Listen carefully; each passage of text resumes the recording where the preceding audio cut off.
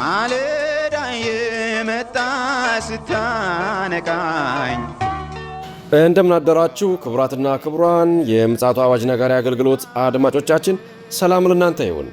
የማለዳ ቁርሳችንን አሁን ጀምረናል። አዘጋጅ እና አቅራቢ ፓስተር አለማየሁ ነሞ። መልካም ጊዜ ሆነላችሁ። ከሕይወት ምንጭ ውሃ ስታረካኝ ሰላም ጤና ይስጥልን። እንደምን አደራችሁ። ይህ በምፅዓቱ አዋጅ ነጋሪ አገልግሎት እየተዘጋጀ የሚቀርብ የማለዳ ቁርስ ፕሮግራማችን ነው። ወደ ዛሬው የማለዳ ቁርስ ፕሮግራማችን ከማለፋችን በፊት እግዚአብሔር አምላካችንን አብረን አመስግነን ወደ ዛሬው የማለዳ ቁርስ እናልፋለን። የዘላለም አምላክ እግዚአብሔር ሆይ በዘላለም ዙፋን ያለ የተፈራና የተከበርክ ይህንም ማለዳ በምሕረትና በቸርነትህ ስለሰጠህን እናመሰግንሃለን። እግዚአብሔር ሆይ ስለበዛልን ጸጋ፣ ስላየነው መልካምነትና በጎነትህ ይህችን ማለዳ ደግሞ ውብ አድርገህ ስለሰጠን ስለ ሁሉም ነገር በክርስቶስ ኢየሱስ ስም ተባረክ። ቃልህን ባርክልን፣ አስተምረን፣ በቃል መንፈስ ሕይወታችንን ታቀናው ዘንድ በኢየሱስ ክርስቶስ ስም እንጠይቃለን። ሁሉ ለስምህ ክብር ይሁን በጌታ በኢየሱስ ክርስቶስ ይኸውና ጻድቅ ስም አሜን። እንግዲህ እየተመለከትን ያለነው የቆሮንቶስ መጽሐፍን ነው። ሁለተኛ ቆሮንቶስ ምዕራፍ 1 ነው እየተመለከትን ያለነው። በትናንትናው ዕለት ቁጥር 15 ነበር የተመለከትነው። ጸጋን እንዴት መካፈል እንደሚቻልና ስለ ታማኝነትና ቅዱሳንን ጳውሎስ ለመጎብኘት ማሰቡና ወደ እነሱ እንዴት እንደሚመጣና በሚመጣ ጊዜም ደግሞ ጸጋን ሊያካፍላቸው እንደሆነ የተናገረበትን ክፍል ለመመልከት ሞክረናል። እንግዲህ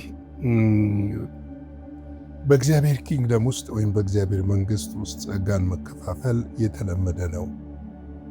እግዚአብሔር በጸጋ በአገልግሎት በልዩ ልዩ አገልግሎት እያንዳንዱን እንደሰጠው መጽሐፍ ቅዱስ ስለሚናገር አንዱ ጋር የሌለው ሌላው ጋር ስላሌለ አንደኛው ከሌላው ይካፈላል። ምክንያቱም እኛ ብልቶች ነን። እያንዳንዳች ብልት በሰውነታችን ውስጥ ሥራ እንዳላት ሁሉ እያንዳንዳችንም በእግዚአብሔር መንግሥት ውስጥ ሥራ አለን። እጅ በፍጹም የእግርን ሥራ ሊሠራ አይችልም። እግር ደግሞ የእጅን ሥራ መስራት አይችልም። ዓይን የጆሮን ሥራ ሊሠራ አይችልም።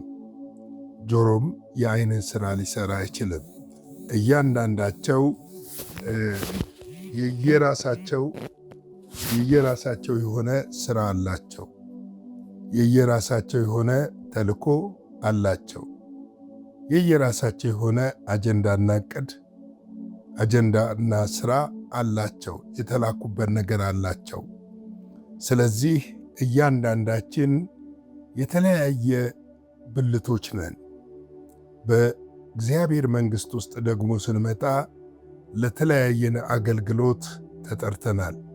ለተጠራንበት አገልግሎት እያንዳንዳችን እግዚአብሔር አምላክ እንደሰጠን የጸጋ መጠን እናገለግላለን። ምክንያቱም የተሰጠን ጸጋ ለሁሉ የሚበቃና የሚተርፍ ስለሆነ፣ ሰጪው በስስት ስላልሰጠን፣ ሰጪው በልግስና ስለሰጠን፣ በልግስና የሰጠን ጌታ ደግሞ በእኔና በእናንተ ተጠቅሞ ሌሎችን ያገለግልበታል፣ ይባርክበታል፣ ይፈውስበታል፣ ያጽናናበታል፣ ያበረታበታል፣ ከጨለማ ደግሞ ወደ ብርሃን ይጠራበታል። ስለዚህ ነው ጳውሎስ ሁለተኛ ጸጋ ታገኙ ዘንድ ሲላቸው ሌላ የተለየ ጸጋ ማለቱ አልነበረም። ከእርሱ እንዲካፈሉ በአገልግሎታቸው እንዲበረቱ እግዚአብሔር በሱስ ባስቀመጠው ጸጋ በሕይወታቸው መታደስ እንዲሆንና መለወጥ እንዲሆን ያደረገው ጥሪ እንደሆነ ሲመጣ ወደ እነሱ ሲጎበኛቸው በዚህ ጸጋ እንደሚያገለግላቸው ነው እየነገራቸው ያለው። እንግዲህ ቁጥር 16 ነው ዛሬ ደግሞ ከዚህ ቀጥለን የምናየው የተያያዘ ክፍል ነው። በእናንተ መካከል ወደ መቅዶንያ እንዳልፍ ደግሞም ከመቅዶንያ ወደ እናንተ መጥቼ ወደ ይሁዳ በጉዞዬ እንድትረዱኝ አሰብኩ ይላል። በጉዞዬ እንድትረዱኝ አሰብኩ ይላል። ወደ እናንተ መጣለሁ አለ። ከዛም ወደ መቅዶንያ እንደሚያልፍ ይናገራል። ይህ የሚሽን ጉዞ፣ ይህ የሚሽን አገልግሎትን ማየት ብቻ ሳይሆን ፍሬያቸውን መመዘን ብቻ ሳይሆን ፍሬያቸውን ማየት ብቻ ሳይሆን በደከሙበት ጎን ለማብቃት የሚደረግ ጉዞ ነው። የማገለግለው በሚሽነሪነት አገልግሎት ውስጥ ስለሆነና ከቅዱሳን ጋር በህብረት ቤተ ክርስቲያንን በመትከል በማደራጀት ለቤተ ክርስቲያን ተልእኮን በማስታጠቅ ስለማገለግል በደንብ የእሱ አባባል ይገባኛል። ወደ እያንዳንዱ አጥቢያ ወይም ደግሞ ቅዱሳን ዘንድ ስንሄድ የምንሄደው በእነሱ ለማነጽ በእነሱም ለመታነጽ እና ለተሻለ አገልግሎት ደግሞ እንዲበቁ ለማዘጋጀት ነው። ስለዚህ ነው ጳውሎስ በእናንተ መካከል ወደ መቅዶንያ እንዳልፍ ደግሞ ከመቅዶንያ ወደ እናንተ መጥቼ ወደ ይሁዳ በጉዞዬ እንድትረዱኝ አሰብኩ ይላቸዋል። እንግዲህ ይህ የሚሽን ጉዞ እነሱንም የማነጽና ከእነሱም ጸጋ የመካፈልን ነገር የሚያመለክት ነው። በጉዞዬ እንድትረዱኝ ሲል በሚያስፈልገው ነገር ደግሞ ለአገልግሎቱ እገዛ እንዲያደርጉለትና እንዲደግፉት አብረውት ደግሞ በወንጌል አገልግሎት እንዲቆሙ ለማሳሰብ የተነገረ እንደሆነ ልናስብ ያስፈልጋል። አገልግሎት ሁልጊዜም በመደጋገፍና በመተጋገዝ እጅ ለእጅ ተያይዘን የምናገለግለው እንጂ በእግዚአብሔር መንግሥት ውስጥ ስታር ወይም ሱፐርስታር የሚባል የለም። ሁሉም ጠቃሚ ነው። በአንድ አካላችን ውስጥ የአካላችን ክፍል የሆነችው የሰውነታችን ፀጉር እንኳን ለአካላችን አስተዋጽኦ እንደምታበረክተው ሁሉ በቤተ ክርስቲያን ውስጥ ያሉ ቅዱሳን እያንዳንዳቸው ለቤተ ክርስቲያን አገልግሎት ያበረክታሉ። አንደኛ ቆሮንቶስ 16:5-7 ምን ይላል? በመቅዶንያ ሳልፍ ወደ እናንተ እመጣለሁ፣ በመቅዶንያ አድርጌ አልፋለሁና እናንተም ወደምሄድበት ወደ ማናቸውም ስፍራ በጉዞዬ እንድትረዱኝ ምናልባትም በእናንተ ዘንድ እቆይ ወይም እከርም ይሆናል። አሁን እግረ መንገዴን ሳልፍ ልጎበኛችሁ አልወድምና ጌታ ቢፈቅድ የሆነውን ዘመን በእናንተ ዘንድ ልሰነብት ተስፋ አደርጋለሁ ይላል። እንግዲህ ሲያልፍ መጎብኘት ብቻ ሳይሆን በጉዞውም ደግሞ እንዲያግዙትና እንዲረዱት እንዲደግፉትና ወደ ሌላኛው የሚሽን አገልግሎት በሚሄድበት ጊዜ እነሱም ደግሞ በጸሎትና በመስጠት አብረውት እንዲቆሙ ሐዋርያ ጳውሎስ እየጠየቀ ነው ያለው። ወንጌል ገንዘብ ያስፈልገዋል። እውነት ነው። ወንጌል አንዱ በጸጋው በአገልግሎቱ፣ ሌላው ደግሞ በገንዘቡ፣ ሌላው በጸሎቱ፣ ሌላው በዝማሬው በተሰጠው ጸጋ መጠን የሚሰራ የእግዚአብሔር መንግሥት ሥራ ነው እንጂ የአንድ ሰው ሥራና ኃላፊነት አይደለም። ብልቶች ተገጣጥመው አካል እንደሚሆኑ ሁሉ ቤተ ክርስቲያን ውስጥም እንደዚሁ ነው። ብልቶች ተገጣጥመው ቤተ ክርስቲያን የሚለውን ወይም ደግሞ የክርስቶስ ቤት የሚለውን የሚፈጥረው። ስለዚህ ነው እንደዚህ የሚናገረው ጳውሎስ፣ እናንተም ወደሚሄድበት ወደ ማናቸውም ስፍራ በጉዞዬ እንድትረዱኝ ምናልባትም በእናንተ ዘንድ እቆይ ወይም እከርም ይሆናል ይላል። እንድትረዱኝ እንግዲህ መርዳት ማለት በአገልግሎት ውስጥ ከጎን አብሮ መቆም ነው። አሁን ላይ ብዙ ሰዎች እውነተኛ የሆነውን አገልግሎት ሲደግፉ አላይም። ይቅርታ አድርጉልኝና በተለይም ደግሞ ሪሞት ኤሪያ ላይ የሚሰሩ የወንጌል አገልግሎት ይህ ሸክም ያላቸውና ይህንን አገልግሎት የሚሰሩ ሰዎች በብዙ ችግር ውስጥ እያለፉ እንደሚሰሩ ስለማይ በዚህም ደግሞ በአገልግሎት ውስጥ አብሬያቸው ስላለሁ ብዙ ጊዜ ይህንን አገልግሎት ከመደገፍ ይልቅ የሚታዩትን ታይታ ያላቸውን አገልግሎት መደገፍ ሰዎች እንደሚወዱ ሳይ በጣም ይገርመኛል። ምክንያቱም የእግዚአብሔር መንግሥት ወይም ደግሞ የእግዚአብሔር ሥራ የሌለበት ቦታ ላይ ሰዎች ብዙ ሲደክሙ፣ ለታይታ ገንዘብ ሲሰጡ፣ ሲረጩ ይታያሉ። አንዳንዶች ስማቸው እንዲጠራላቸው። እኔ ግን አንዱን ልንገራችሁ፣ ይህ ስጦታችሁ በእግዚአብሔር ዘንድ አልታያላችሁም። እግዚአብሔር የማያየው ስጦታ ቢሆን ይሄንን ነው። ምክንያቱም እርሻው በሌለበት የግለሰቦችን መኪና ለመቀየር የምትሰጡት ስጦታ እርሻው ስለሌለበት እግዚአብሔር አይመለከተውም። እግዚአብሔር የሚመለከተው አገልግሎት ጫካ ውስጥ ነው ያለው።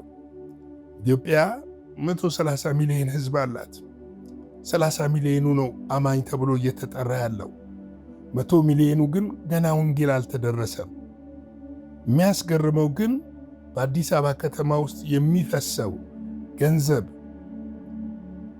በተለይም ደግሞ በየቤተ ክርስቲያኑ እየፈሰሰ ያለውን ገንዘብ ወደ ሚሽን አገልግሎት ብንመነዝረው አትሊስት የኢትዮጵያን ግማሽ ሕዝብ መድረስ በወንጌል ይቻላል ብዬ አምናለሁ።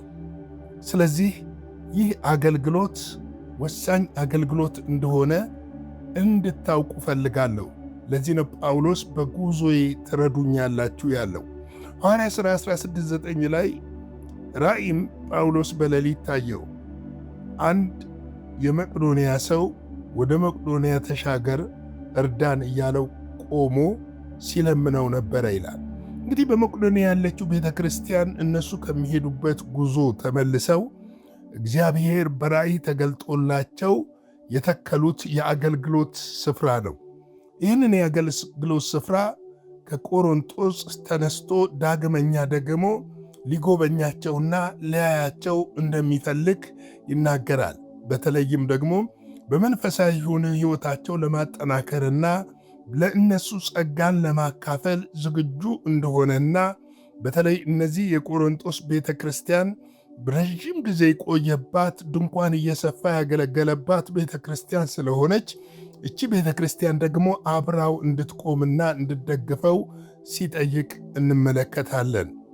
አንደኛ ቆሮንጦስ 16:11 ላይ ነገር ግን ከወንድሞች ጋር እጠብቅሃለሁና ወደ እኔ ይመጡ ዘንድ በሰላም በጉዞ እርዱት እያለ ይናገራል። በዚህ ስፍራ ላይ እንዲረዳዱ አንደኛው በሚያገለግልበት ሰዓት ሌላው ደግሞ ለአገልግሎት በሚሄድበት ሰዓት እንዲያግዟቸውና እንዲደግፏቸው ጥሪ ሲያቀርብ እንመለከታለን። ሦስተኛ ዮሐንስ 1:6 ላይ ለእግዚአብሔር እንደሚገባ አደረግሁ፣ በጉዞአችሁ ብትረዱ መልካም ታደርጋለህ ይላል። ለእግዚአብሔር እንደሚገባ አድርገህ በጉዞ ብትረዳ መልካም ታደርጋለህ ብሎ ይናገራል። እንግዲህ ለጉዞ መረዳዳት፣ አገልግሎትን መደጋገፍና በተለይም ደግሞ በዚህ በመጨረሻው ዘመን እግዚአብሔር ለጠራን የወንጌል ሥራ እጅ ለእጅ መያያዝን የሚያመለክት እንደሆነ ለማየት እንሞክራለን። ወገኖቼ ስለ ወንጌል የሚከፈል ዋጋ ብድራት አለው። ምንም ነገር አይጎልም፣ አታጡትም። እኔ በሕይወቴ ምስክር ነኝ። የማንንም እጅ ሳናይ እያገለገልን የጌታን እጅና ተአምራት እያየን እያገለገልንን አብረውኝ ከሚያገለግሉት ወዳጆቼ ጋር። ስለዚህ እናንተም በእግዚአብሔር ወንጌል ጨክናችሁ ስትወጡና በተለይም ደግሞ የሚሽነሪ አገልግሎቶችን ስትደግፉ እግዚአብሔር ኑሯችሁን፣ ቤታችሁን፣ ሕይወታችሁን አብዝቶ እንደሚባርክ ምንም ጥርጥር የለኝም። እንግዲህ ለዛሬ እዚህ ላይ ያበቃለሁ። ላይክ፣ ሼር፣ ሰብስክራይብ እንድታደርጉ በጌታ ፍቅር ጠይቃችኋለሁ።